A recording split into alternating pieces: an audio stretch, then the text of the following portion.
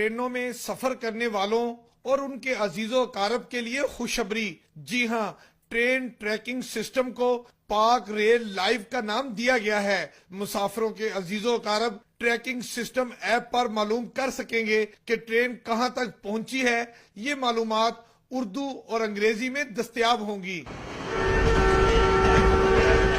مسافر ٹرینوں کا ٹریکنگ سسٹم ایک ریٹائرڈ ریلوے آفیسر کے بیٹے مدثر زیادی نے ریلوے کو عطیہ کیا ہے۔ مدثر زیادی کا کہنا ہے کہ انہوں نے مین لائن کی تمام مسافر ٹرینوں میں ٹریکنگ سسٹم لگا دیا ہے۔